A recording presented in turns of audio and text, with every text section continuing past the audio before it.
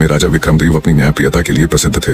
एक दिन एक वृद्ध साधु उनके दरबार में आया। साधु ने कहा, महाराज, मैंने 20 वर्षों की तपस्या से यह दिव्य रत्न प्राप्त किया है। इसे सुरक्षित रखने का भार अब आपको देता हूँ। राजा ने उस रत्न को स्वीकृत कर लिया। वह रत्न इतना चमकदार था कि दरबार में सभी की नजरें उस पर टिक गईं। राजा ने रत्न को अपने खजाने में रखने का आदेश दिया। उस रात राजा को एक स्वप्न आया। उसमें वही साधु दिखाई दिया और बोला, महाराज, मैंने जो रत्न आपको दिया वह एक श्राप से बंधा है। यदि उसका दुरुपयोग हुआ तो आपका पूरा राजवंश नष्ट हो जाएगा। सुबह राजा घबरा कर उठा और खजाने की ओर दौड़ा, परंतु जब वह खजाने में पहुंचा तो वह रत्न गायब था। राजा ने तुरंत अपने दरबारियों से पूछताछ की। तभी महामंत्री ने कहा, महाराज, हो सकता है साधु ही इसे लेने आया हो। वह साधारण साधु नहीं, कोई दिव्य शक्ति है। कुछ दिनों बाद राजा को खबर मिली कि पड़ोसी राज्य ने अचानक उनके राज्य पर आक्रमण कर दिया। राजा समझ गया कि यह सब साधु का श्राप था, लेकिन तभी एक चिट्ठी आई।